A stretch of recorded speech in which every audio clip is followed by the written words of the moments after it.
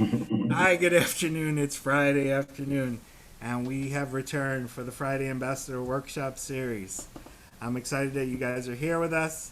Uh, we are continuing on our mission to really explore what leadership is from a variety of different perspectives. Today, we are doing it in a way that maybe people would say, well, how does this apply to leadership? But I think our speaker is really going to sort of get down to the nitty gritty and explain the values and how they are associated with the leadership experience. And so our speaker today is Kwame McIntosh. This is the first time he's actually going to speak with us. He was recommended by Jessica Jenner, who a lot of you folks know. And Kwame and I spoke, and we talked about, what would be great, what would be sort of influential, what would sort of give rise to thought and inspiration amongst our group. And he came up with this program, which is called the Silhouette Challenge, identifying the real versus the shadows. And there's a little bit more to that title, but I'm not the expert. Kwame is, and I expect that he's going to give you some information and flesh out all of that stuff for you guys. So let's give him a round of applause and we kick it off and get started. Welcome Kwame to the Hostos Student Leadership Academy Friday Ambassador Workshop Series. Doing? How y'all doing? I appreciate the hand claps. Any participate? Can you guys hear me fine? Yes, Okay, sir. okay. Now, just I think I might have to share this screen, getting acquainted to the online. I know that you guys been doing this online, so let me get this PowerPoint pulled up so we can get started.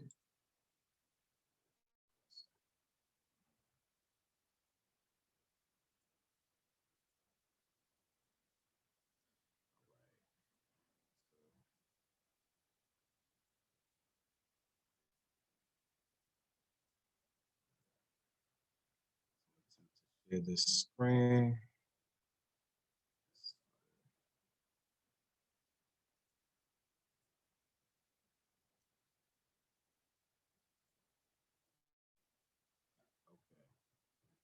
Now, y'all let me know what you guys are seeing. You guys are seeing the beginner's presentation here?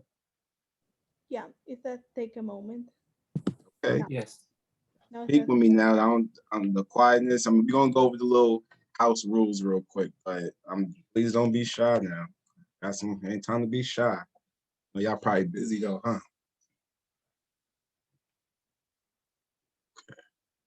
Get this started.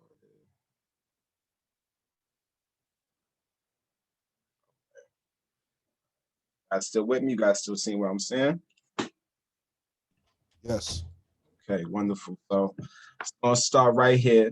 Basically, as Jason already introduced, Mr. Littlefield, this presentation is going to be called the Silhouette Challenge, identifying the real versus the shadows. Um,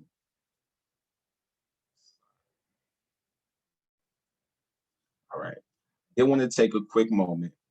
I wanted to check in with everybody. You guys see all these gifts? Are they actually moving on the screen? Unfortunately, I don't think they really move that good on Zoom, but anybody here can identify with any of these figures. I don't know if you guys want to throw it in the chat or anybody want to just speak out. Anybody can identify how y'all feeling today.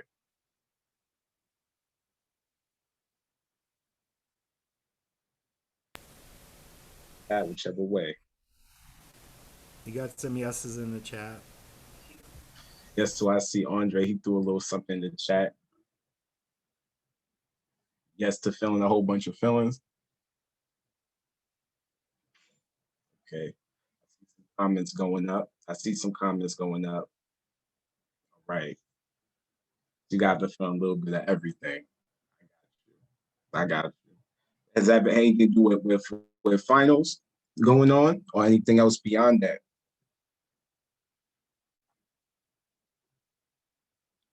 Okay. I'm seeing the chat. I'm seeing the chat. Yeah, all the time, huh? All right. Well, hopefully, as we go through this presentation, one thing that was really heavy for me was I recognized that I'm speaking to a lot of college students. I spent a lot of time in school. One thing I will share about myself is I'm actually originally from Jamaica, Queens, New York.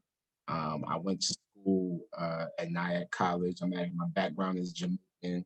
Definitely first generation college student, first generation, pretty much everything.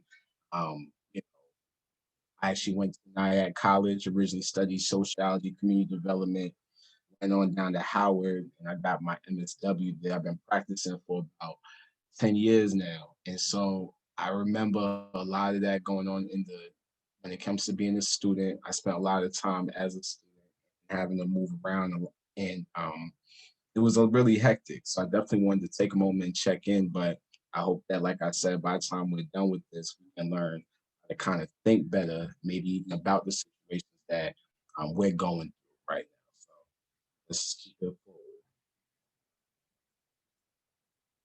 Okay, just real quick, as far as housekeeping is concerned,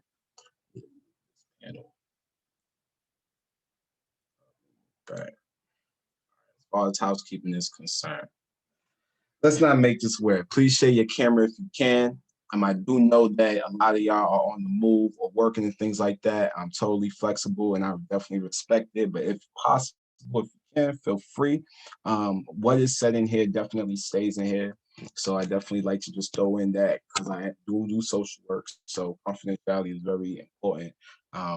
One, if you aren't talking, please put your device on mute. I think you guys can't help it right now.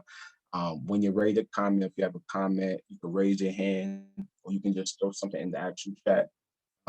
Just be respectful of one another. And obviously, because technology can act up, if you get knocked out, I'm sure somebody will put you right back. I'm good? Right.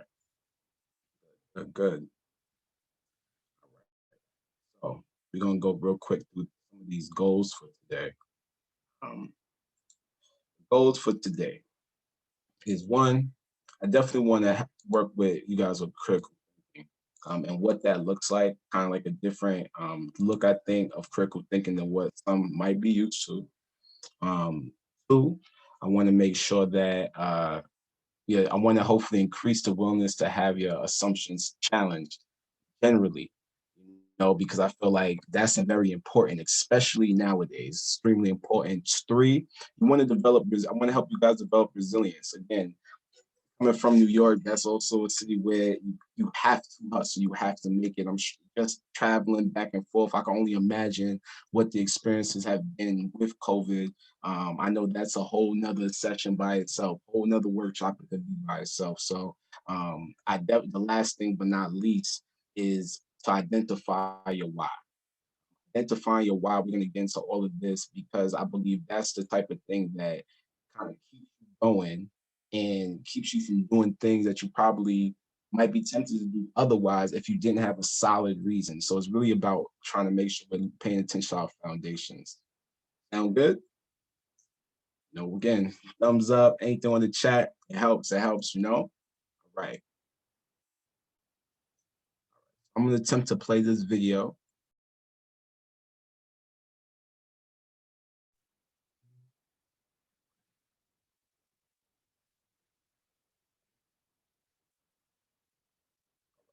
We'll try to play the video right here for you guys.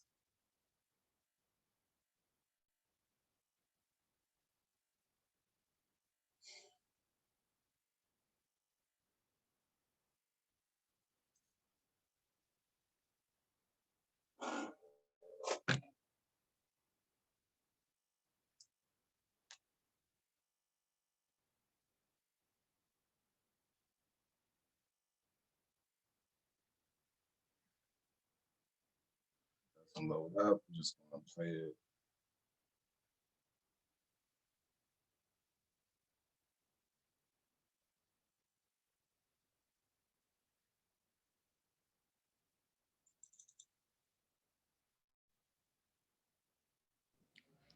Check the quality because usually when the quality is high, then it takes a long time for the video to load.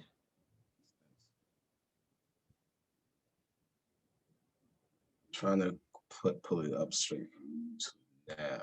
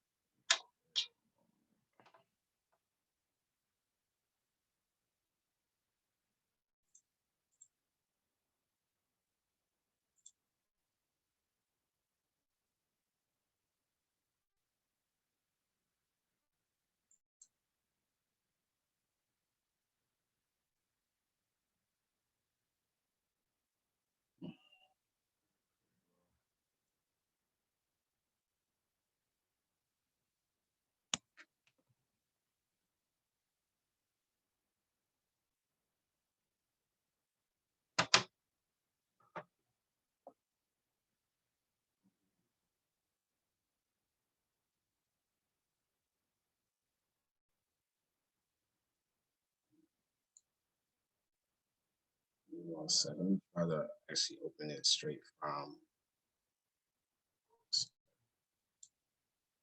screen. I mean, the video is on pause, so. Oh,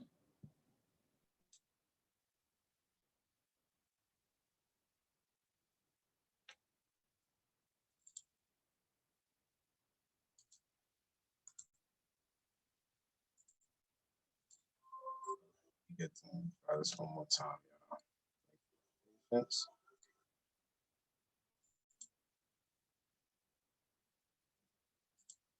Thank you.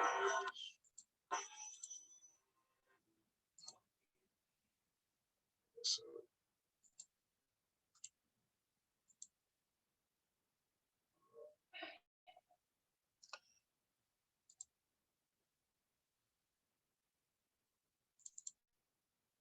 all right, this way.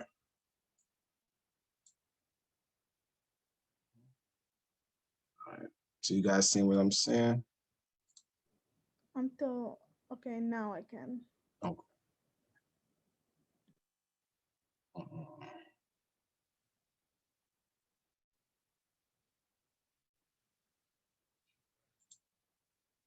Let's see. So this is a quick little intro.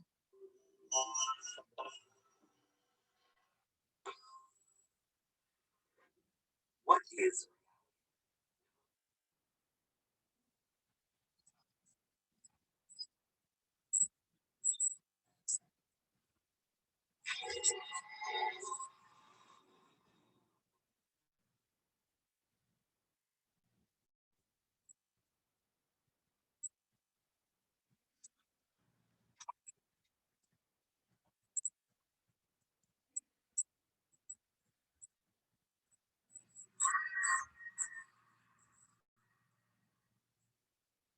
that's actually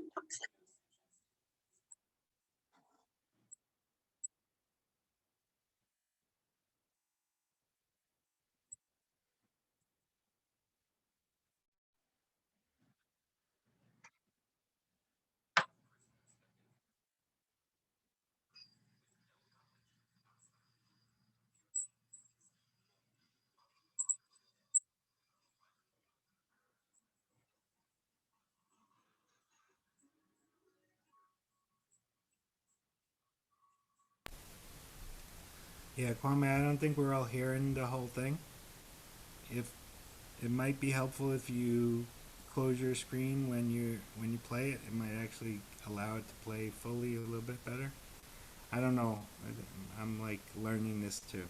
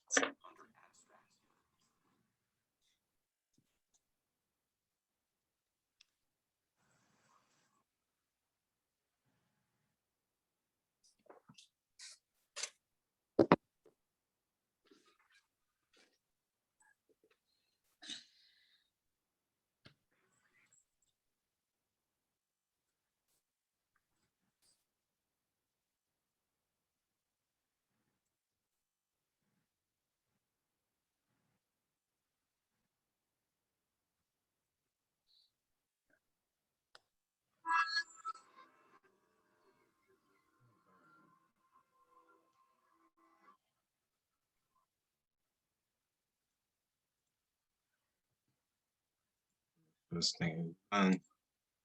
Right.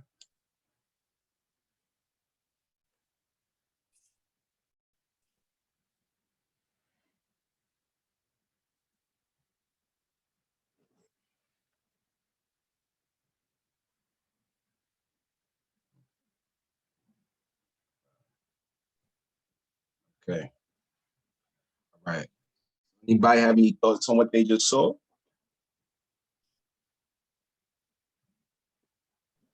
Is everybody allowed to use their mic right now? Or is it mainly the chat? Yes, Yeah, I'm here. yes. Okay, okay. Yeah, I don't know what's going on, y'all. So okay, so you guys can use the mic. So anybody have any thoughts about that? We were able to see the video, but we were not able to hear anything. You couldn't hear it? Yeah. Yeah. Wow. Give me a So second. I don't know where the story went.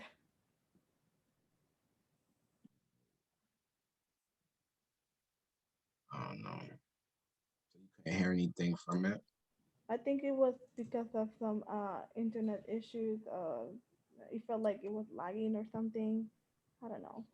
So it was basically like breaking up type thing. All right. Well, I would say that the brief synopsis of that story is essentially, pardon me, next time if anything like that happens, someone say something or throw in the chat, because I know that we're on a limited time, so I wouldn't want to, play it and no one can hear it. So just let me know next time anything like that happens, all right?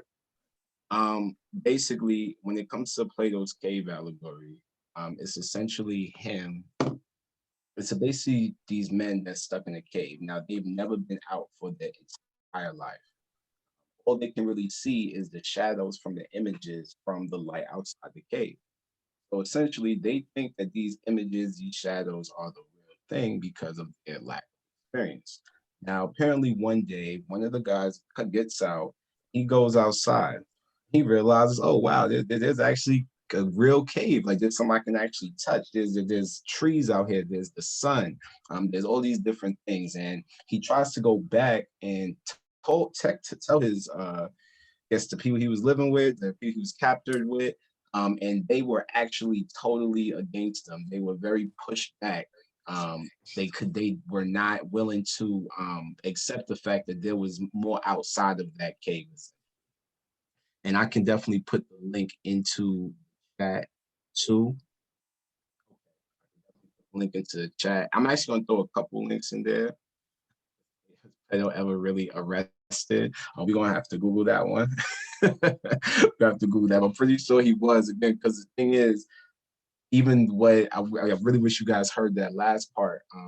Pretty much anyone who was challenging social norms, especially at that time, many times they were arrested. I believe Plato, it might have been Socrates who was killed because of that.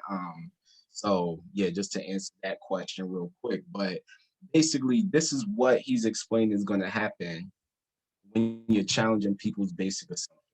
This is what's going to happen when, yeah, in that sense. So I'm just going to go into the next slide and let me.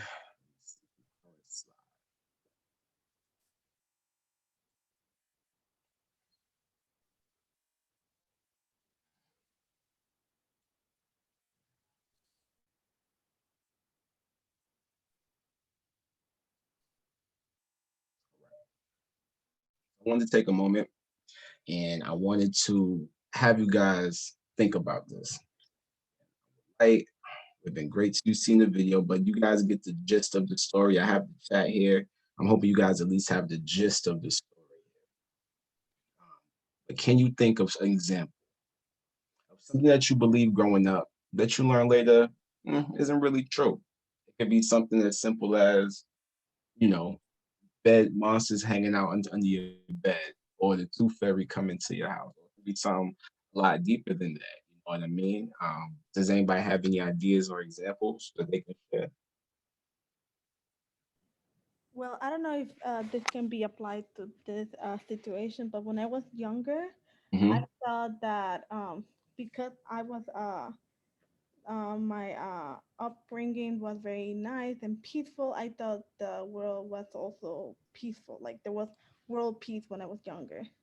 But later, when I grew up, of course, the more you learn about current events, then you realize, oh no, the world is, you Like know, that. yeah, it's like it didn't really affect the relationships around me, Yeah. but it really made me think about human nature, if Mm, that makes sense. And yeah. Yeah. in a way, the way that it affected my lifestyle, it was uh, I just became more, aware of my surroundings, about certain dangers, about um, where I live, where am I going, those kind of things. Right. About the dog. Right. Oh no, you all right. You all right. Keep company. Keep company. Anybody else got something? I appreciate you sharing that. Got somebody in the chat right here. Biggest lie. You can't afford it, or it's out your reach, or not for you. Only certain people. Got it. Okay. Okay. We talking a little. Okay. Sound like you got somebody's told you something. Somebody got you mad, huh? Somebody got you mad. Somebody said you couldn't do something, huh? I hear that. I hear that.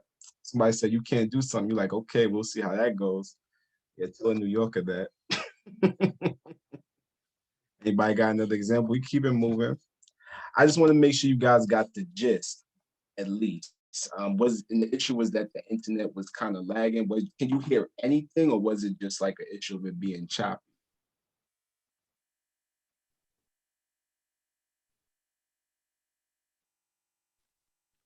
Most of it we couldn't hear. Okay, but it was just like real choppy. Hmm. The only thing that I kind of saw or remember was like one of the guys was making shadows with his hand. Yeah, yeah, in the bedroom. Okay, okay. All right, well, let me see. Hopefully, we can work that out for the next one. Cause I got one or two videos just because I feel like the visual and the images are just was just really good to really depict what I was trying to say. So hopefully we don't keep having that issue. We work it out. Looking on time. All right. So even what we kind of already touched on, we got some random assumptions here that people can make. I think that we kind of already started talking about it. So kind of continue with that same energy. I've heard a whole bunch of random things. Colleges for rich people. You should never eat that and or do that. That's white people stuff. Like if I want to hear, if there's an issue with me hearing some 80s rock music, I'm getting judged for it or something. That's fine. You should be working and looking out for your family. So there's some people who may not go to school or value education the same, and that's fine. But some people might like need to be working, do what you got to do. Why would you be going to school right now with COVID going on? You know what I mean? Why would you be doing that traveling right now when you should be at home? I mean, we should just focus on getting a job. Like I know I've heard different things. Oh, I got somebody raise their hand. Let's see. No. It's me. Mm-hmm. So I just wanted to point out a comment made by Isabel, which I think is very interesting. She said that Please. I think the cave represents the prisoner's soul. I believe the outside world is so much real than in the cave. Mm. How so? I mean, that's the comment made by Isabel, but I just found it very interesting. Got you. Got you. And yeah, like I said, we all hear different ones all the time. I've even heard because, he been moving to DC. Now I've had people, oh, you think you're better than us now. I know that can be a thing too. Try to leave where you're from. People look at you like you're switching it up. Or if that's something that you want to do, they're like, why would you do that? All type of assumptions, but we'll get into that. I think everything comes down to perspective. Oh yeah, you're talking to somebody. That's another thing that I meant to add earlier as far as what I'm doing nowadays. I've done a lot of work in social work, anything from mental health, behavioral health, foster care, work with colleges, work with single parents throughout DC, elderlies. Right now, I actually do therapy with children and adults. So it's very interesting to kind of hear the perspectives. And to know that sometimes you can't just judge by age. You can't judge because someone's younger that they're going to be, they're not going to understand something. And it's also not safe to assume because someone's older that they are going to assume something. Definitely, I get that challenge every other day. I assure you. So as far as knowing the difference of people and maybe helping you recognize whether it's people around you or maybe yourself. This is actually one of those things that I hope that you walk through this and you really get to thinking, because I really believe that a big part of college is to really shape you how to think. I've noticed over the years, if I'm honest, that those are my friends who may have grew up with me. If there was a lot of them who didn't go to college, I found that the way that they thought over time, it just, I want to say stagnated. I mean, there's different ways to educate yourself, of course, not just with school, but if you're not proactive with thinking outside of what you're used to, it doesn't get better with time. I always challenge that with people. People say, time heals all wounds. I challenge people like, well, you go ahead, break your bone, and you leave it. You leave it without no medical attention. If you don't set that bone into place, good luck and let that thing heal. Good luck. Good luck. Because apparently time is just going to heal all wounds. No. You need to set it in place in order for it to heal properly. And so I think that as long as we're always in that practice, what we're talking about right now, we don't have to worry about being stagnant. So that said, shadows, maybe people who stuck inside the cave. Again, this is generalizations. Generally, they made you be acceptable of social norms. So what's an example of this in real life? You go scrolling on social media, the first thing you see, some type of post, and it's, about maybe a celebrity or something like that. And, oh yeah, it's true. You start telling your friends, you don't look into it, you don't check the sources, nothing like that. Generally, that's an idea of what that can look like. One, you don't really tend to inquire to try to understand the other side. It's either, Fox News or MSNBC. You're not too concerned about what the other side is thinking I also like this one, passive. I heard a lot of, oh yeah, I heard this, I heard about that, oh yeah, she told me this, and yeah, that's yeah. And there's nothing wrong with that, but are you kind of looking in past that? Another thing is, oftentimes you talk to somebody, it can be a little hard, it can be a little defensive. I'm absolutely guilty of this myself at times. Having to be, sometimes you get defensive when someone challenges something that you believe or you really value, or this is just what you were taught, even if it's a thing of like the church and having some of those beliefs challenged. Sometimes it can go if you're open-minded, sometimes it can not go the same way. I'm sure we all have our different experience, but that's just an example. The other thing is that those people in the cave can tend to be critical. Let's see, I have somebody with their hand raised. What's on your mind? Hi, my name is Michelle Quintero. I am Hey, an what's going alumni. on? Hi, I am an alumni of Hostos. I'm not going to tell you when I graduated because then I'll reveal my age. I heard you. It's all good. So, as you were talking, there were some things that kind of occurred to me. Fear, ignorance, and low self-esteem can have a really deep impact on somebody's perspective and also the people that are around you. So it's just, if I'm in a cave with the people and all I've ever seen is a cave and they're telling me there's nothing outside of the cave, I can believe them, or I could venture outside of the cave and see what's actually out there. And I relate to that because my husband and I just moved down to Atlanta, Georgia. Okay. I had a lot of people telling me, what, you're moving down to Atlanta? Why are you going down there? There's racism in Atlanta, and you're married to a Black man, and I had to explain to them. I'm That's like, awesome, by the way. That's awesome, by the thank you. but I had to I you, Stefan, I know you didn't. But what I was saying was your perspective is so, if you don't hone into your own power and gain your own perspective, it's dangerous. Yeah, no, talk on it. Look, I'm here. It's obviously, y'all, this will be so much easier in person. Oh my goodness, I can't even see the cameras right now. Trust me, I'm here to help that think. So I know that right now, this is something that I could, again, imagine. You guys will probably have experienced so much of. Again, I really, when Jason came to me with this, I really took the time to be like, especially as someone who does social work, right? Maybe I should add this one little part because it's relevant. I didn't go to school to be a social worker. I tell people all the time, I really got tricked a little bit in social work. When I went to school, right, the plan was sociology and community development. That's how I went to my undergrad. I found out about macro social work. So that's actually the degree I graduated in, right? And macro social work focuses on programs, communities, administration, and policy. So it's more trying to do, my goal is always going to be social impact at the end of the day. Now, how I find myself to be a therapist in 2021, I'm just as shocked as everybody else, to be honest.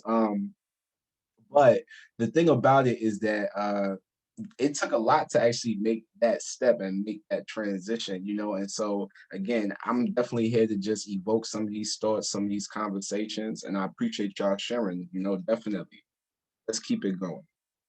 We have outside the cave, real, quote unquote. Everybody's trying to figure out real. Let's see. We have willing to question how you've come to your conclusions. If we're talking about college leaders, the future leaders, to me, that's the fine line that separates, being willing to listen and understand oppositional views. Nowadays people have a hard time agreeing to disagree. I mean, I really think we need to kind of get back into that. Anybody got any different thoughts? We could talk about it, but that's something I found to be something we could work on. Your critical thinking, critical in a positive way, in the sense of you're willing to research. I don't know if anyone here has ever heard of Cartesian doubt. I'm going to actually type that in the chat. Okay, turn off the screen next time. Hopefully, I forgot how to do it, man. We learn it all together. I'm typing in Cartesian doubt. I believe that's how you spell it. It's pretty much a thing where you kind of doubt everything. So if your professor comes you something, you're the one in class asking all those questions. Excuse me, Kwame? Yeah, Kwame, how you doing? Yes, this is Andre. You accidentally sent that message privately to me. You have to make it to everyone. Got you. Andre, Kwame, Jason's shared it, so it's shared in the chat. So he got it covered. I see it, my man. Appreciate the extra support, y'all. So, and then when it comes time for the next video, we can make sure that goes through good too. But yeah, so critical willing to research. I also find that, again, this is practice, especially talking to New Yorkers. I know we have triggers all the time, just the traffic alone. Oh my goodness. But high emotional intelligence, it takes, again, a level of security to have those things that you've come to believe challenged. And then I would say that you critique. And I'm going to touch base on the difference between criticizing and critiquing. How I will put it is, criticizing, it tends to focus and kind of stop at the fault, right? Where when you're critiquing someone, especially when you're critiquing yourself, right? Because sometimes we could be real hard on ourselves. It is acknowledging the faults, of course, but it's also forgiving yourself, forgiving yourself, recognizing you're human, and also being able to actually make concrete steps. How do I move on from this? Because, for example, I do therapy. Why would someone want to come to me if when someone shares something with me, I'm like, come on, dog, what are you doing, bro? Now, granted, I might say that depending on the client, but we're not going to stop there. I'm not just going to say that, oh, come on, man. Man, hit me up when you get together. Hit me up when you get together. That's not how we do it. You know, nobody wants to deal with someone. You know what I'm saying? In real life. So, but if you're trying to give suggestions, guidance, if you're open to that, then that's the way to go.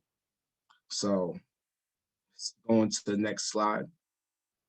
You have to be open to criticism in order to grow, because if you're not willing to accept criticism, then you're not willing to change, and we're ever changing people. Yeah. And again, I want to be clear. That constructive criticism versus someone just talking something. See, I'm talking to some New Yorkers. So I'm trying to get too comfortable, but I know who I'm like, okay, look, we know what it is, okay? People can sometimes have too many thoughts, and it's like, you know, mind your business, please. It's true. And sometimes it's hard because you might be used to getting that a lot, that sometimes when someone does come with like really like, I'm really trying to look out with your best interests at heart, then sometimes they can get caught. I call it with the shotgun approach. You know, you kind of get it, everybody get it. But you know, that's when you I try to treat people individual, sniper approach, if you will, one by one, as far as being able to know who I'm dealing with. I have a friend of mine, he puts a little more eloquent. Everybody has their own fingerprint. So try to treat them accordingly. I have something to say. In the previous slide, you mentioned Mm-hmm. emotional intelligence. Is that also known as EQ? Yes. Because the other day I was looking online, and it says that when maybe having a high intelligence or IQ might sound like it is the most important thing, but actually having a high emotional how do you say, Intelligence. Yeah. yeah, Q is just, yeah. yeah, having high EQ can make the difference when working around, if that makes sense. Oh, it makes so much sense. Like I said, I'm gonna keep trying to look at this time, make sure we know, because a lot of the stuff that we're talking about, you can really break off and talk about. I'll just say this when it comes to the EQ versus the IQ. You can know how to do a lot and have the instructions and have the information, but I had a supervisor who told me this, and I would hope you guys hear this one. Um, it was around actually in grad school, second semester for me.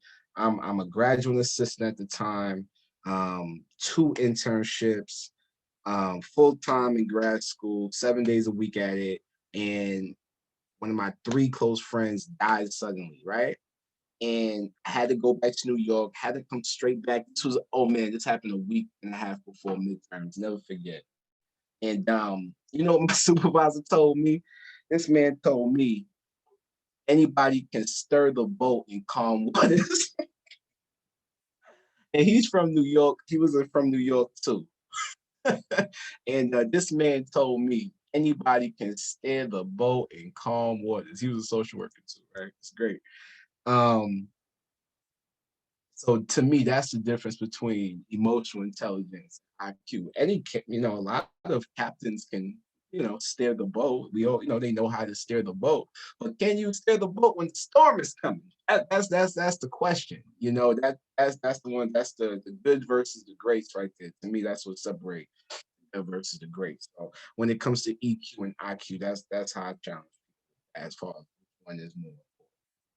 So that said, I'm going to try to play this video. My man, Andre, might need a little guidance here. I really want you guys to hear this one. I'm not going to be able to break it down as good as the other one. I'm going to try to play it. Hopefully, I don't know if me just trying to watch so what you want to do is just turn off your camera. turn off my camera. Hold on. I have to stop the shit and stop video. Now just play watch on YouTube or just And now play. you go to share screen. Actually, yeah, you just click on that. All right. All right, just let me know.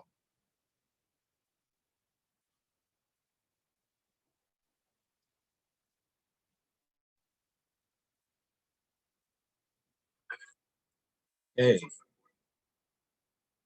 All right. Are we good? It's paused right now. It's paused right now, but you guys were tearing it. No, Not yet. All right, let We me were try able to hear playing a a little little bit. longer. Let me try to play a little longer.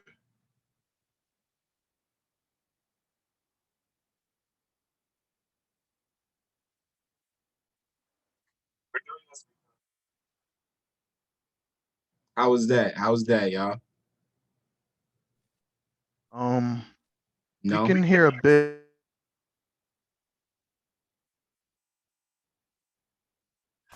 It's coming in a little choppy. Can you hear me, Kwame? Yeah, I can hear you now. I'm trying to see if there's anything I can do about that. Switch the phone audio, microphone, same as system. Modern day technology. Let me try to mute it and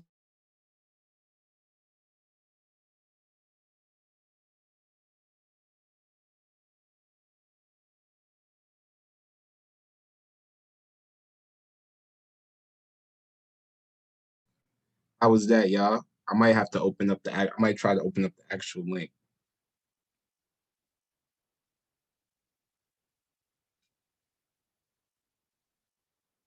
Hello? no, we can't hear it. Guys cannot hear I it. mean, I only because it's paused. I don't know.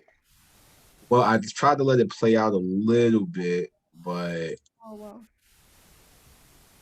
Yeah, we're not hearing it, Kwame. not going through, huh?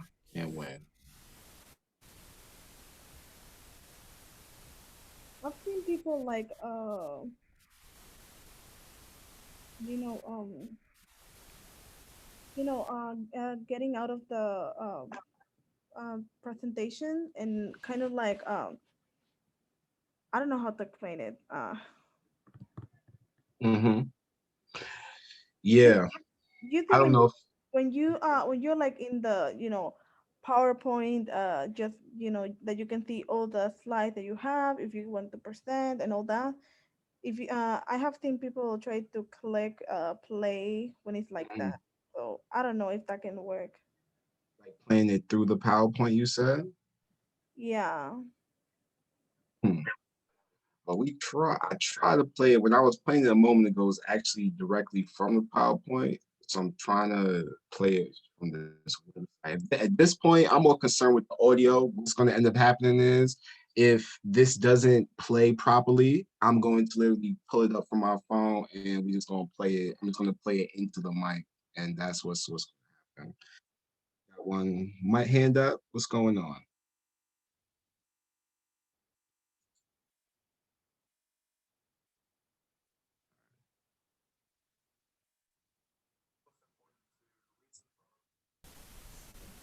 No, we're not hearing anything. No, not hearing it. All right. Give me a second. And what I'll do is I'm just going to send the link to like these videos and you guys feel free to check it. But I'm still thankfully, yeah, none of the other videos is really a more of a audio thing. Let's pull this up, guys. One moment.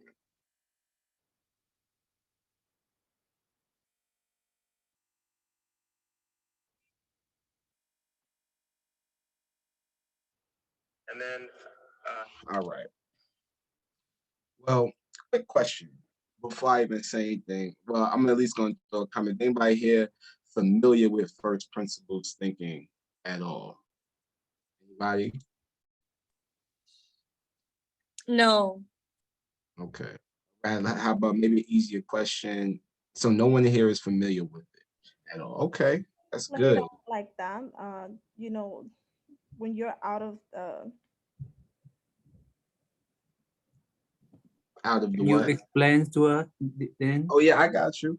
Oh, what I'm gonna do is I'm gonna let you hear it straight from the man who who's bringing it home right here. And I want to say something before I even rush into that. If you guys can see this, you guys can see the slide though, right? I know the YouTube is acting up, but you guys can see the slide, correct? Yeah, we can see the slide. Okay, good. Thank you for letting me know. Basically, as you can see, there's this fast forward sign. That was my way of basically saying, in my opinion, going back to the cave allegory. Now, this was made by Plato. I know it was like right around before Christ or right around after death. I know it was somewhere back there, okay? This is a very, very old and classic theory. So what does this look like today? Because we're not just here trying to study concepts, we're trying to put something in real life application. So that, to me, my theory is Elon Musk's first principle thinking. If anybody is familiar with Elon Musk, this guy is a real innovative guy. A lot of people know he works hard. He has an engineer background. He definitely has had a lot of wealth, but what really makes him stand out is his mindset and the way he thinks. I'm going to do a brief little audio of this video. I'm gonna been trying to play, so you guys are going to get a better understanding of the of what I'm referring to. So, Hey, what's Kwame, going on? What's going on, Andre? you can turn back on your camera now.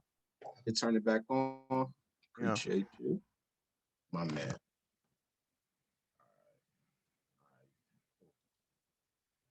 All right. Look up the Bluetooth.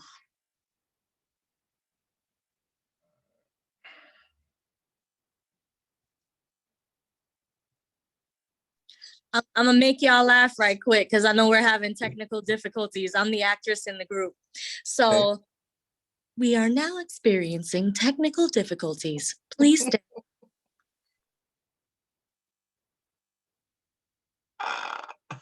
Why is that so accurate? Okay. All right, you guys can hear me. I think I got the video pulled up ready to go now. You guys can still hear me? Yep. All right, let's go. Important to reason from first principles rather than by analogy. So the normal way that we conduct our lives is we reason by analogy. We're doing this because it's like something else that was done, or it's like. Can you guys make out for it? I know we're doing a life hack right now, but we're gonna make it work. Y'all Yes, hearing it? worked. It worked very well. Okay, thank you, my man. Other people are doing. Me too type ideas. Yeah, Slight slight different take, iterations yeah. on a theme. And it's because it's kind of mentally easier to reason by analogy rather than from first principles. But by first principles is kind of a physics way of looking at the world. And what that really means is you kind of boil things down to the most fundamental truths and say, okay, what are we sure is true or as sure as possible is true? And then reason up from there. That takes a lot more mental energy. Give me an example of that. Like, what's one thing that you've done that on that you feel has worked for you? Sure. So somebody could say, in fact, people do, that battery packs are really expensive, and that's just the way they'll always be because that's the way they've been in the past. You're like, well, no, that's pretty dumb, because if you applied that reasoning to anything new, then you wouldn't be able to ever get to that new thing. Right. It's like you can't say, oh, horses, nobody wants a car because horses are great and we're used to them and they can eat grass and there's lots of grass all over the place and there's no gasoline that people can buy, so people are never gonna get cars. Right. But people did say that. And for batteries, they would say, oh, it's going to cost, historically it's cost $600 per kilowatt hour, and so it's not going to be much better than that in the future. And you say, no, okay, well, what are the batteries made of? So some first principles would be to say, okay, what are the material constituents of the batteries? What is the spot market value of the material constituents? So you can say, okay, it's got cobalt, nickel, aluminum, carbon, and some polymers for separation, and a steel can. So break that down on a material basis and say, okay, what if we bought that in the London Metal Exchange? What would each of those things cost? Like, oh, geez, it's like $80 per kilowatt hour. So clearly, you just need to think of clever ways to take those materials and combine them into the shape of a battery cell, and you can have batteries that are much, much cheaper than anyone realizes. All right. All right, well, the proof is in the pudding, so I'm happy that we were able to get the content. The video was actually not needed. So, quick, anybody got any thoughts real quick before we jump to the next thing?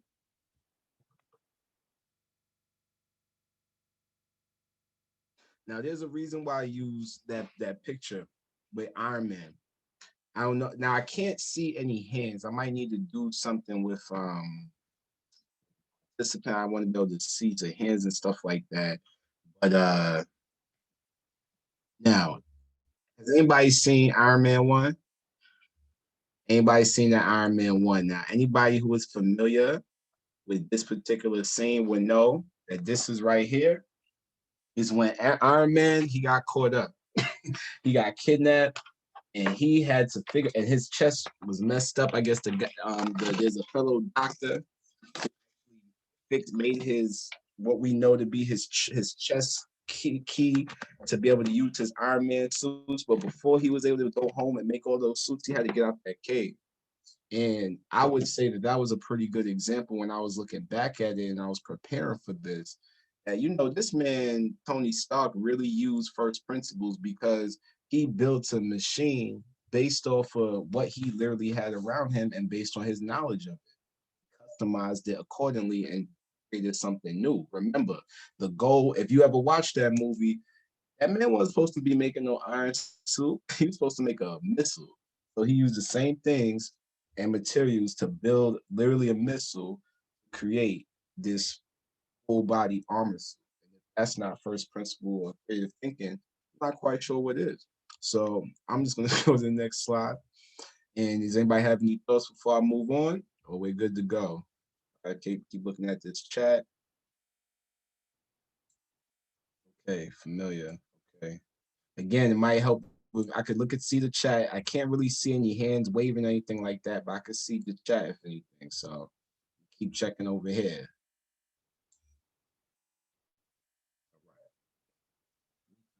Right. Samuel's on this thing. Let's do this next one here. All right. Real life application. Real life application. Yeah, I don't like to focus on theories. I like to put things into perspective of something that's a real life example.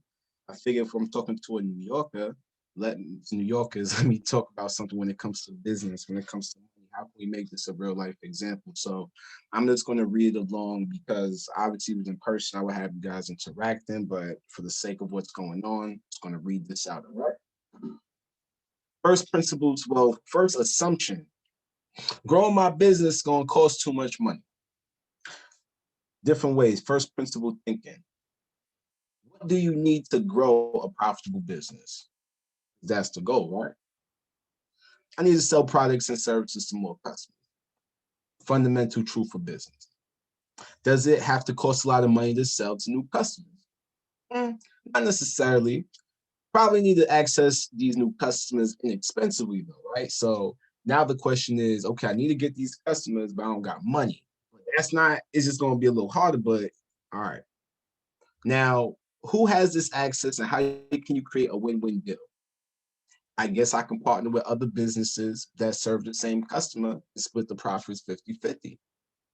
That's a possible option. That's a win. And that's just a very minor example. I mean, we could do that. I have a couple more that I could share. Can anybody else think of something? Does anybody have something they might want to share? If not,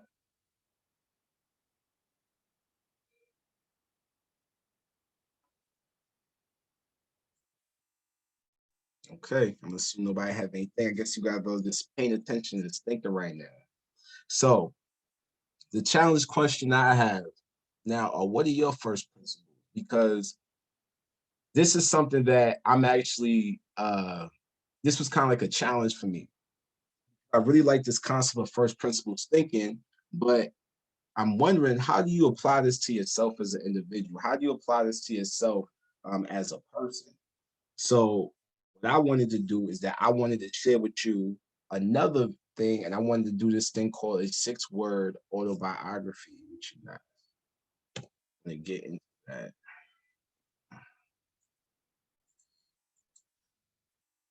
All right. Now, this was actually a video this was the last video I was going to show. But what I'm going to do, I don't think it's going to work based off of what we've been experiencing. I'm going to try to just play a little bit, and I'm probably just going to kind of explain this for the most part. All right. So just give me 1 second while I pull this up. And that whoever did that technical difficulty thing, you guys could do that one more time.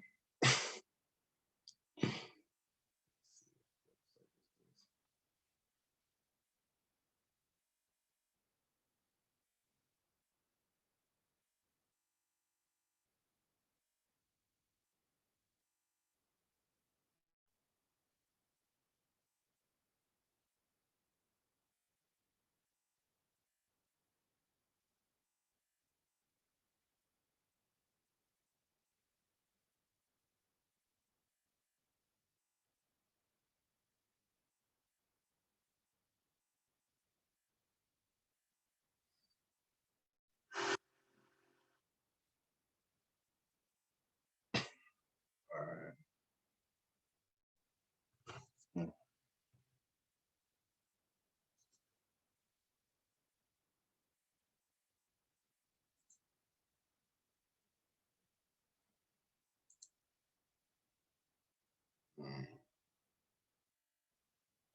I'm gonna play this right here for you guys. I'm gonna at least let him give the little quick introduction real quick.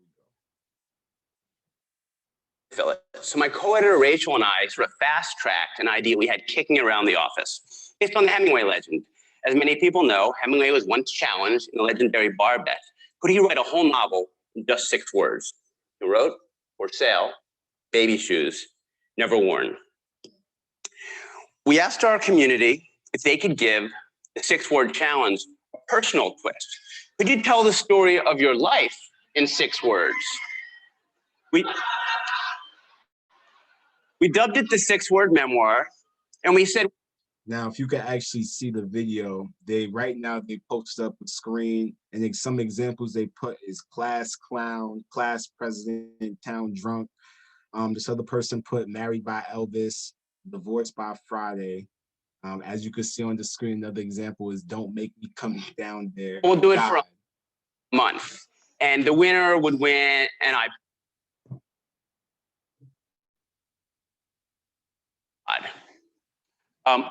But to win the iPod, you had to follow us on this new technology that launched a few months ago called Twitter. So there you have, I'm like, yeah, Twitter, 2,000 new followers, Smith Magazine, we're in the house. 2,000 people signed up to Twitter since I started talking. So I went home for Thanksgiving right when we launched it, and I told my family about it, and things started happening. My nephews were writing them for my parents. They were 6 words about the meal, 6 words about the turkey. The stuffing isn't good in 6 words. It was like interesting, because Thanksgiving's like the one time maybe you're not online all the time. And I went back online and our server had crashed, which was a little server again, but still it crashed. And when we rebooted, we were greeted by this 6-word gem. And this may have been the moment I really fell in love with online community. So it's no surprise that given the name. So basically, the last one that he showed was down from maintenance, be back soon. The concept is really where I wanted us to focus on today, though. And we're going to go right here to this next slide. So this is a concept that was introduced to me. I remember it was a couple years ago. I was a random social worker I met. She just introduced to me the idea. She gave me about 45 minutes to come up with it. And I remember just sitting there thinking about it, and I was kind of like, man, like what can I use that I can really relate with? And I just kind of started thinking about just different experiences I've been through and the like. And the one that I came up with was he who laughs last laughs best. Me, I know there was an experience I remember when I got laughed at. I got laughed at, and it was a humiliating experience, not something I wanted to experience again. And I remember that feeling. And I just remember that, at the end of the day, it's about who makes it for longevity. So you could be laughing now. Matter of fact, no pun intended, Drake, laugh now, cry later. A lot of people I know who, started out laughing and don't really have that same energy now. So that's why for me, that's the sixth autobiography for me. He who laughs last, laughs. So that said, I wanted to see. I wish we had a little more time, but I wanted to actually either give you guys a moment to actually start it, or even complete your own six-word autobiography. I wasn't gonna have it take too much time, but basically, some of the ways of how you could develop your six-word autobiography. You guys remember me speaking earlier about your why, identifying your why. If anybody remembers that, a couple yeses in the chat, anything like that. Okay. I see some yeses. I see a yes going up. Basically, when it comes to identifying your why, there's 4 things that I have found help guide my why. What's the why? Look at your why as your why is something that, say for instance, you get triggered, right? Someone bumps you in the middle of the street, something regular. You want to put hands on them. Why don't you put hands on them? Why do you put hands on them? If you do, the thing is your why. So for some people, they would not put their hands on them because they simply don't want to go to jail. Some people would put their hands on them because if they say it's a parent and it's my child and harm is about to come to my child's way, if I don't put my hands on you or intervene, then guess what? That's when it's like that. My child can be the same why I do something and the same why I don't do something. Are you guys following me? Yes. Okay, come on. If anybody did, you can type, on all this shot stuff. I really thought I was doing with New Yorkers, but I get real shot today, boy.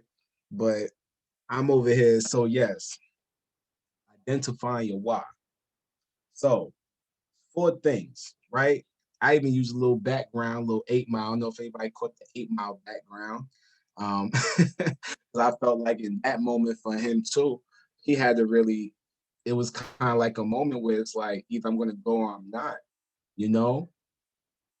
So some of the questions I have is, how do you want to be remembered? Not to make it anything that's negative or anything of that nature. But I had someone who I went to school with, and he was in administration, and he told me, he asked me that question, how do you want to be remembered? Like literally, like to a point of what do you want on your gravestone? I said, what? Like, who asked that? And he said, no, like I really think about this. And he's older. He was older. He was in his 60s, 70s at the time. And I remember him saying, I just want to be remembered as being helpful. And so everything that he does, he did that. That was his why in mind, that he just wanted to be remembered as helpful. So everything he did was like, had a theme of helpfulness. You understand what I'm trying to tell you?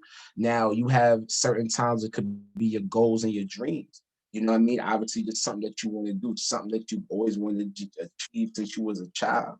And then you're like, I'm gonna make it no matter what. And that's awesome. You know what I mean? Sometimes your why can be based off of a fear, a terrible experience. Those could be some of the most motivating things if you allow it. Actually last week I did a presentation on how to make anger your ally. Sometimes your fears, your angers, even the things that get you anxious, if directed properly, I challenge you that thing can be the thing that truly skyrockets you sometimes, just because it's like, you know what?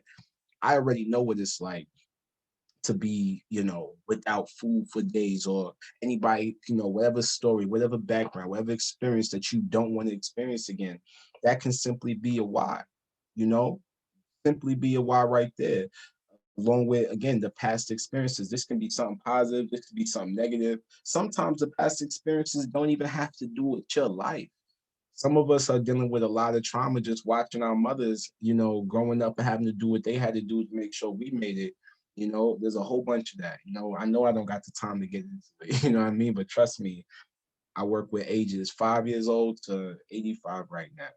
I hear it all, and I always challenge people to address it, because the reality is it's not, there's no promise it gets better in time. That's what I'm gonna keep saying. But these are the type of things that have helped me to identify my why, helped me come up with my biography. I think that I want to give you guys a few moments to actually think about this yourself. We still have at least 45 more minutes. Yeah, about 45 minutes. I think what I'm gonna do, if it's all right with Mr. Jason, I'm probably gonna give you guys about 10 minutes. I have this little little playlist that I like to play just to kind of soothe the mind for my client sessions sometimes. So I wanted to just play that, put down repeat about two or three times, jump back into here, see what you guys come up with. Then we're just gonna wrap up. Obviously, if you have any questions, we'll have a moment to take those. Does anybody have anything they want to tell me now before we give a moment? Quick activity. What are we writing or doing right now for this time? Okay, so what we're gonna do, I'm gonna play my little sample back for you of the 6-word autobiography. Essentially, you're gonna try based off of, you could use this as an example, right? Of, again, what would be the type of things that you feel like would define you. Some people call this 6-word autobiography. Some people call it a 6-word memoir. Okay, so you're gonna pretty much come up with something, or see what you can come up with. Does it make sense? Does the concept make sense to everybody? Yeah, it does. And this is my example right here.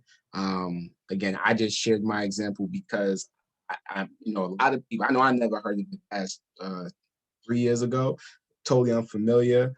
So this was my example, like I said. Yeah, and this is, again, some of the things that I've used to help come up with that. So again, I'm gonna just give us, what is this, 4:46 now. See, yeah, I'm gonna give y'all about 10 minutes, for those who are interested in really kind of thinking about it. I think it's been really, for someone who can maybe write a lot, or maybe be a little long-winded, or used to writing papers, it's like the opposite challenge, like learning how to say a lot, but being concise with it. I mean, it's a different type of challenge. So yeah, I'm gonna give you guys about 10 minutes, and we'll just go through there. Sound good? Good. Okay, wonderful. I got one. There were two. All right, I'm great then. That's awesome. Here we go. Play this.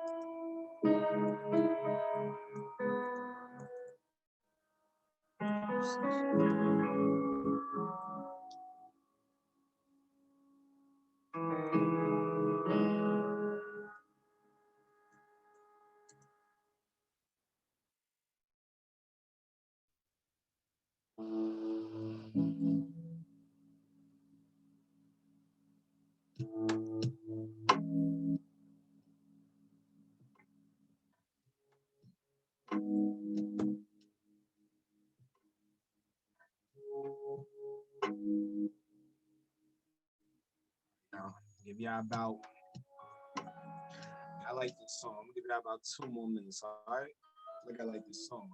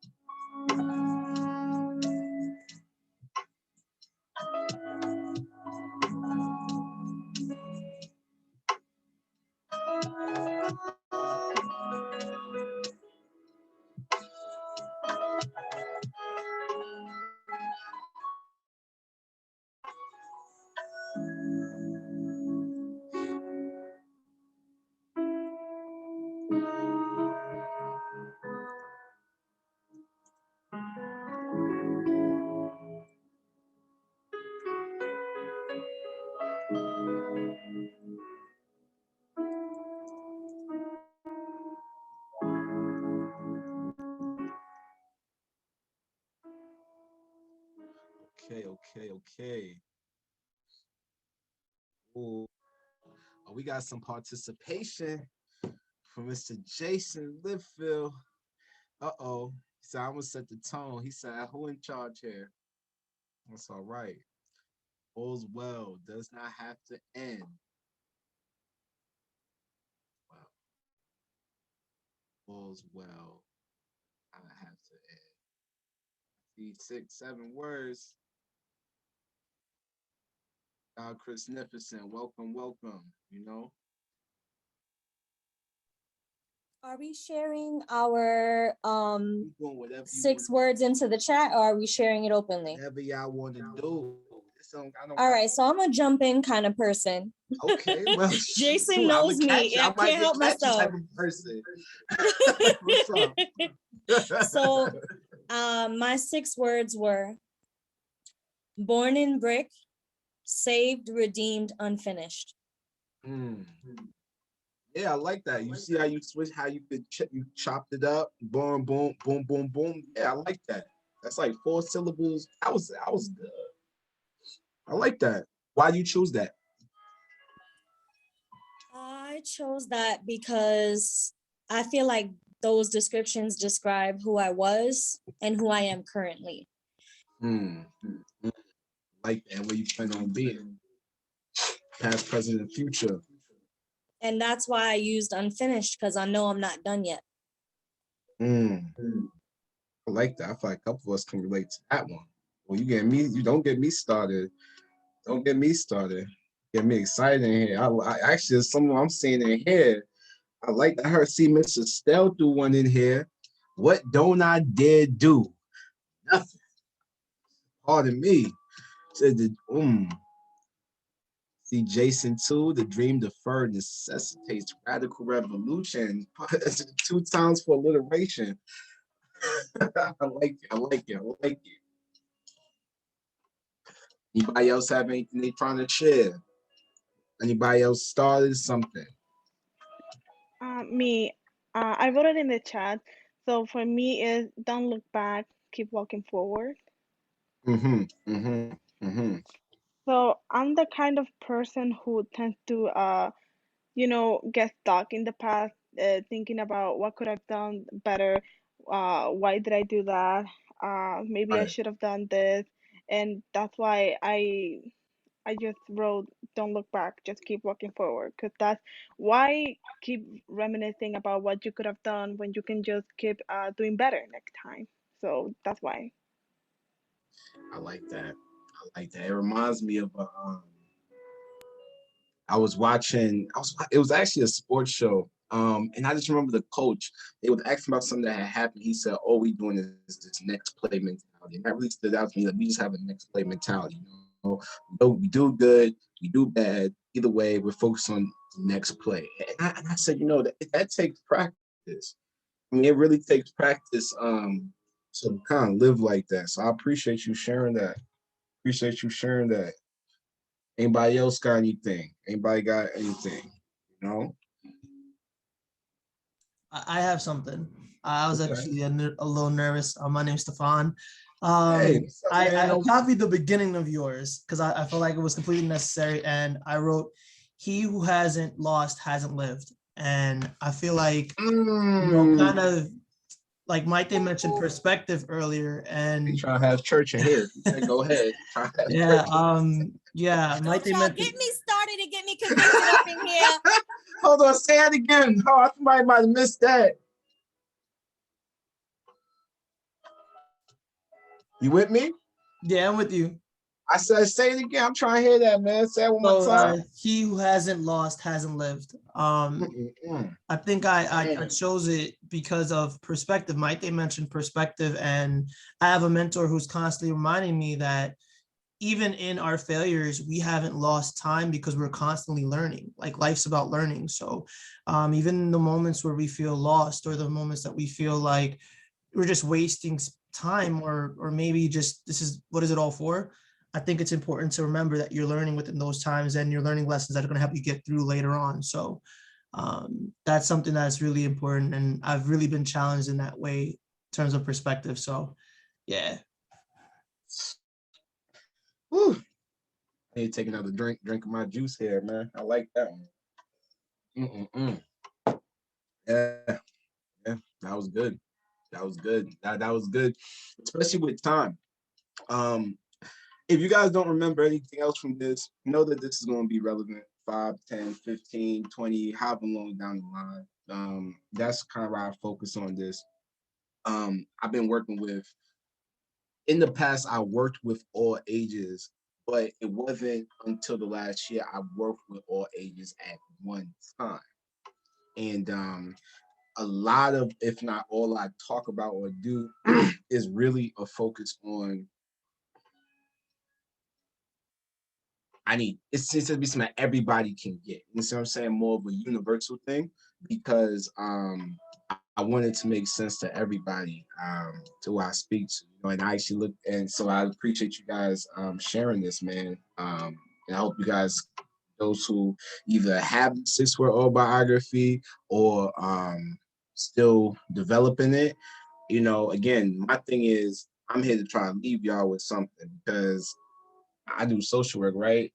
I can't, sometimes about helping someone with like a housing thing, or helping somebody, maybe get food stamps or whatever the case may be at times, right?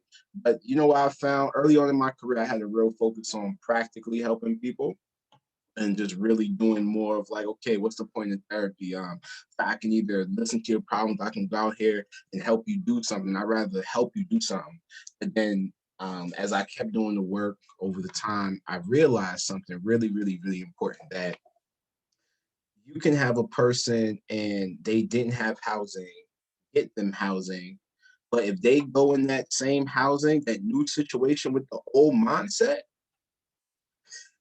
old habits, no new situation is going to last. That person is always going to go back. And the challenge is then, even when they go back, sometimes that drop backwards can be worse than the position they were in before they even got to that new place, And so And because I see it regularly, you know, it's something that I just know is real, you know, it's big in me. So I just wanted to share it again. Thanks for everybody who's sharing, you know, thanks for everybody who's taking the time to even embark on this mental journey, because at the end of the day, Elon Musk made it very clear. I wanted to say something. There's a reason why Elon Musk is Elon Musk, because he's clearly shown a capacity to do things that most other human beings are not willing to do for as long of a period of time with the same amount of intensity and energy. I know that's one of our favorite New Yorkers. Keep that energy. That man, he keep that energy, produce that energy, spark that energy. He do all that. So I'd like to say that's probably why he stands out so much, right? So I'm gonna share. We pretty much wrapping up now. Again, you guys have been doing wonderful today. Last little side I was gonna have just as some takeaways. Okay, I call this the outro. Tips to get out the cave. Maybe do a quick little walkthrough where we came from. We started out talking about this cave allegory thing, right? This is from however long BC ago, you know. Try to bring it into modern day. What does creative thinking and thinking out the box, out the cave look like? What can that look like today? So now we got to the first principles thinking versus reasoning by analogy. Again, reasoning by analogy is a typical process of, okay, I heard X, Y, and Z. I even know that X, Y, and Z is true. And I'm just going to build off of that. I think, for example, a lot of people go through PhDs. To me, that's what I think about. Person who, again, you get all this research of people who've done it before and all the information up until that point, and then you add on, you know, pretty much your insight based off all of that. But first principles is a totally different thing where you're just kind of stripping it down, looking at it for what it is. And so now first principles thinking is typically used when it comes to practical inventions and things like that. So with the 6-word autobiography, it's my attempt to have us looking at ourselves as individuals in more of a first principle way, if that makes sense. So I just wanted to kind of throw that out there. We see what's going in the chat right here. Okay. All right. But so final points. Stepping outside your comfort zone. There's really not too much growth in your comfort zone. I think your comfort zone is good when you need to kind of get your breath back. It's kind of like that break when you're running. I need that water. I need, you know what I mean? But I don't recommend staying in your comfort zone too long if you're trying to be a true leader out here, because you're going to have to get out your boxes. I know in New York too, sometimes we can kind of stay in New York and not move as much. Definitely always challenge people to do that as much as possible, whether it's overseas, in the States, always doing that. Again, asking more questions, testing your limits. Posted in the chat earlier about Cartesian doubt, where essentially is questioning what people bring to you, you know, questioning it, being willing to look into it yourself, not just question it, but actually, you know, pick up your phone, doing research. If you're really interested, like, you know, let me really find out about this. That's that. I think what's important is expect to be met with resistance. Expect to be met with resistance. That was really the main point of the cave allegory. He was really speaking from the person who gets out the cave represented the philosopher, right? The critical thinker, the person who thinks for themselves. And so when you're introducing a new idea, we all know from history alone, but all our personal experience, when you introduce something new to people and they never heard it, like for example, I'm talking about right now, I didn't share this with that many people because I know there's nobody who I knew who was talking about first principles in this way. So it's kind of like I expect a little bit, it's just like, what is this person talking about? Oh, the laughter. Some people might be feeling that way about you being in school right now or any other thing going on in your life, you know? So just make sure you expect that. When it comes, don't feel like it's uncomfortable. Make sure you know that if someone is gonna quote unquote hate on you, you have to give them a reason. Like nobody hates for no reason. Like you have to give them a reason. So you should more so really welcome it and kind of use it almost like a level of a stamp of affirmation. That's my advice when it comes to that. 4 is changing your habits up.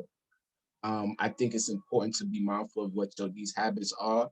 If you find yourself that you're normally going to the same place, taking the same route where you go places, you're buying from the same stores. I mean, there's nothing wrong with, things being stable. To me, that represents stability. Sometimes you don't want to keep switching it up. Sometimes I want to know I'm going to go here and I'm going to get my food for this price or gas for this price, whatever the case may be. But being willing to change up them habits, maybe taking a different route, little things like that. Just being willing to kind of step out of that. These are just little suggestions. Last 2, actually 2 of my absolute favorite concepts. The first one being equifinality. I learned this one in grad school. And the second one I learned from a rap song, but we'll talk about that in a moment. Equifinality. I don't know if anyone can tell me, have they ever even heard the the term equifinality before? Can someone either say yay or nay or type in the chat? I have not. Okay, nobody's ever heard of equifinality. I might type that in the chat because concept that I want everybody to remember as well. Basically saying that there's multiple paths to the same end goal. Basically saying that another way to look at it, another phrase that they said is there's more than one way to skin a cat. You guys ever heard that before? More than one way to skin a cat. That's basically what. Okay, I want you guys to keep this in mind because I know, especially with COVID, I was looking for a reason to throw this concept in here, to be honest with you, because I didn't go to school in the city at the time. I was in school right outside of Yonkers in Rockland County. I remember wow, you guys might appreciate this. I actually would take the bus from Rockland County to Queens. I remember there was one Christmas I had to work up. I don't know if anybody ever knows about Palisades Mall area. Anybody familiar with Palisades Mall area? I remember I would work there during the Christmas holiday. And I literally got off 1 o'clock. And the boss and manager at the time actually, man, sorry, I was a memory man. He would drive me from Rockland to the Bronx to take like the 4-6 train. That's to start my journey back home to Queens. I would not get back home till about 5:30 in the morning, 6 in the morning. So that's actually one of the things that come to mind when it comes to multiple paths to the same and go. You know what I mean? Trust me, like there's so much different ways. So when it comes to even with COVID, what's been going on, I don't know what type of challenges specifically you're facing. I can only imagine just the transition with the school, difficulties traveling. You guys have had to be truly creative. I'm sure that even with finals going on right now, I do not judge you guys. I don't envy you guys. I really admire you guys. And so I just want to encourage you guys with that. And I'm going to end off with the concept of YOLO. Now, 9 times out of 10, when you hear YOLO, what do you think about? I'm curious. What do you think about when you hear YOLO? The meaning, you only live once. Mm-hmm. Right, but what do you think about that? What's your thoughts? You only live once, so what?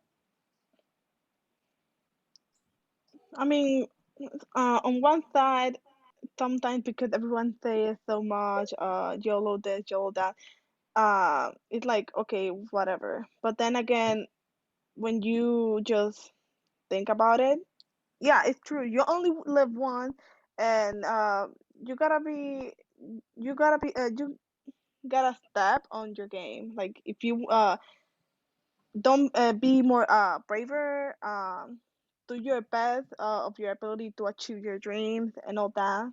So yeah. Yeah, I really want. I don't know why so many people look at it that way. Did anybody look at that as a good thing or a possible good thing? I think it's a good thing because in a lot of ways, people don't think about life until they have experienced death, like with a Until close family COVID hit. member. Yeah. Right? Yeah. Hello. So it's just like in a way, this pandemic taught us you have every single moment to live. And what does living mean? And truly living, not just getting up and going to work and making a living, but really living. I've to try me and I get excited with these conversations, so I'll try to keep it short. Hey. But I was actually speaking with my husband yesterday, and I have gotten into the practice of appreciating little things, paying attention. So I was sitting looking out my window and I was just having, some quiet time reflection, and a cardinal flew by. And to someone, it may seem like something completely insignificant. But I just remember saying to myself, there's a cardinal outside my window. And how wonderful is that I can look at this cardinal in this moment and have that. So it's just like, I guess it goes to question what everybody's individual idea is of living and what it means to them and why it's important to them. Because I know I'm passionate about it because I don't want to look back and say I could have done. And it sounds cliche, but it's very real to me. Yeah. Yeah. It's very real. It's very real. The whole shoulda, coulda, woulda. And because, we're gonna wrap up. We still got like another 15. I'm not gonna hold you guys 15. Obviously, you guys want to stay on. Really, the last point I will make when it comes to this is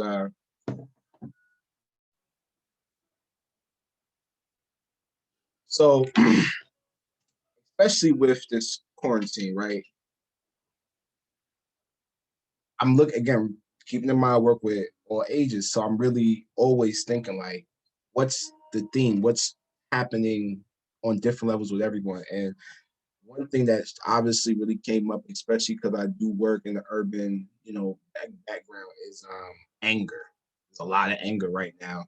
I'm sure that all you are experiencing anger. I know I'm experiencing a lot of anger. I mean, apparently it seems like it's become a trend for Black men to be murdered on camera since 2015. I'm not sure, but it has done a lot to, I think, our minds beyond what we really understand sometimes, right? Okay, appreciate you sharing. That said, I know that a lot I started dealing with my clients with anger management. Then I realized, this is really about impulsivity, right? And the fact that people are kind of just reacting. Then I started to realize, wow, this is actually bigger than just impulsivity. This is about your long-term decision-making skill.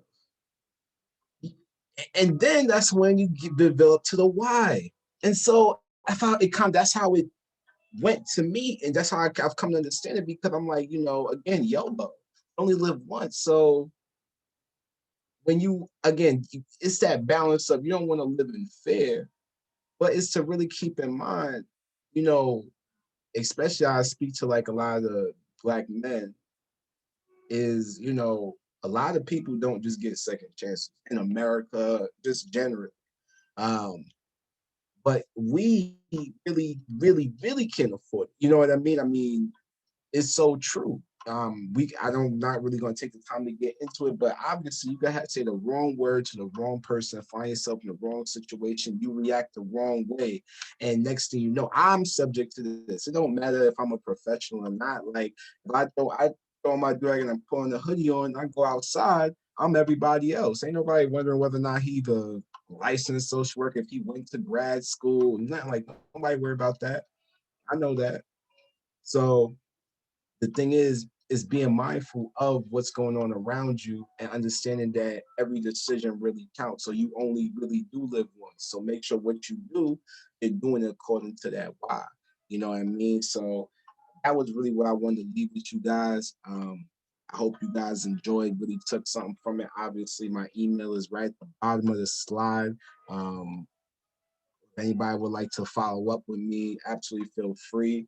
Any videos, anything like that you guys want to hear anything more, anything like that. And even when it comes to sixth autobiography, if you need any help, developing it, let me know. And that's really all I have. I don't know if Jason has anything or Mr. Liv has anything, but everything from me, y'all. Appreciate you. And thank you. Of course. Thank you, Kwame. Thank you, Kwame. Where am I? I didn't even see myself. Kwame. I thank can't you even very see much. myself either. Hold on. Maybe I should stop. This whole Yeah, time I'm stop having the yet to share. see myself. You know how weird it's been? I'm just hoping for the best. Hoping I don't got to know my face. So first of all, I want to thank you for being here. Thank you for donating your time to us. We value you. We value the experience of learning from you. Sorry about the technical stuff. That's always been a glitch with us. And as you said earlier, when we were in the same room, that's the one thing we miss most. I think most of the people who are here would say that, and I would say that too. Face to face in the same room, to be able to just share the moment and the experiences is what we miss, and we hope to get back to. And we hope that you'll join us when we are able to do that. We'd love to have you in our space. Oh To yeah. share. Oh, it would have been turned up. I already could tell. I could tell it was a couple sparks in here. You know what I mean? Again, I wish I could see everybody, but I know we all got different things going on. But look, I'm from New York. I come back home every 4 to 6 weeks. Well, no, 6 to 8. You know what I mean? So whenever you guys are willing to have me, if ever again, I'm here. Of course. And I want to capitalize on some of the things you say. So sometimes when I do this and I plan out stuff, usually it's with a group. We push the envelope, right? We say, what are we going to talk about in terms of leadership development? And Stefan and Michelle and Andre have been around a long time. I see them on screen right now. They say, well, we've seen this person, a couple times. We've seen this person 3 times, and that's great. And those people generally come with new material when they come and visit with us. But we always have to sort of stretch, right? We gotta look and reach and try to find new people with new perspectives to come and join us and sort of discuss what leadership really is and visions of leadership from different perspectives. So we appreciate you for that. Know that this video will be shared with people who couldn't be here today or had to leave early, so that there will be benefits from the experience of doing this as well. I'll try to put the links to the videos that you mentioned in the YouTube page so people can find them as well. So that I want to say that, and then about your final comments, which I think are really important, and it's important to us as a group as well, right? When we first met a couple months ago, we had a Zoom chat. We talked about what we did last Juneteenth and the 70 folks coming together and talking about what was going on in America and what needed to happen and what needed to change. And a lot of people who are on this call were at that meeting. So I think we appreciate you for your comments and your input on that. Because obviously, where we're located, where our home base is, right, the South Bronx. The folks who travel to and from our college, who live in the landscape of the community, we see this on a regular basis. It's unfortunate, but it's a reality. And so we are passionate about seeing change in the world.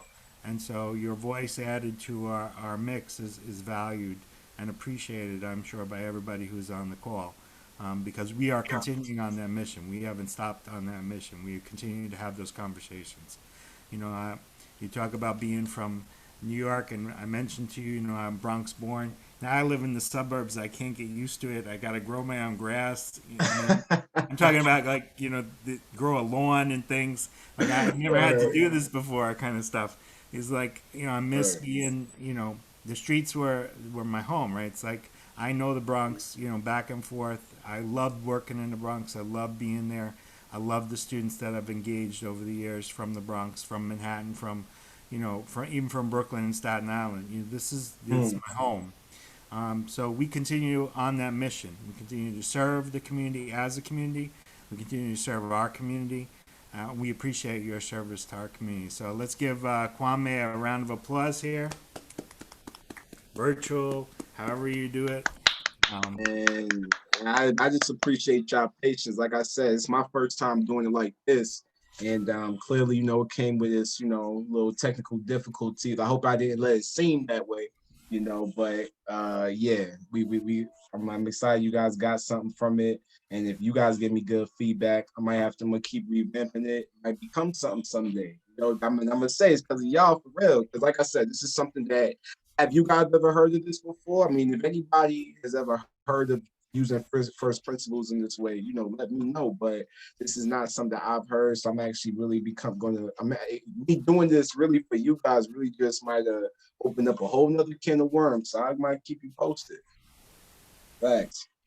Keep it up, and we will. We hope to have you join us in person and keep us informed. And you will find from this group, they make friends of people who come to visit, so you will get emails from them. They will ask for advice because they know that the folks who come and visit with us are like tangential mentors, people who can continue to help them with their growth and their development. I mean, Michelle is like, she's hard knocks New York City. Now she lives in Georgia only like a week. She's only been in Georgia. And she's already changed it. She's looking at Cardinals in a different way. Cardinals in the Bronx are not good enough for her, but Cardinals in Georgia all of a sudden, it's like a change of her landscape. Don't come at me, bro. They're a little more dangerous out there. Out in the Bronx, man.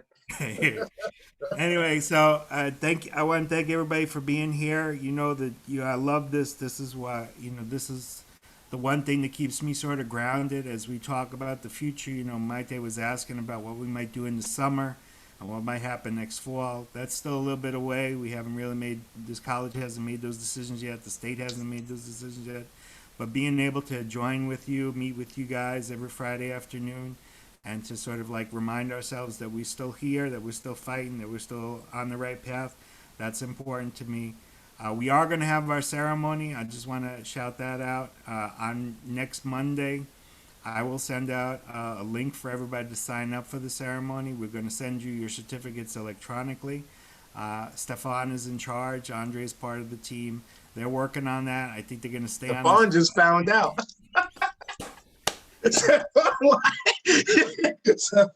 Oh.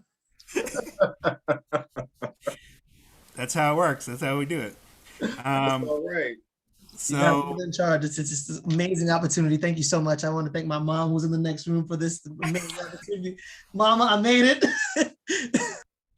So we will be sending you guys a link to sign up for it. You'll get your certificates electronically. Some of you are going to get some awards for your great work that you've done this year, and those are going to come to you as well.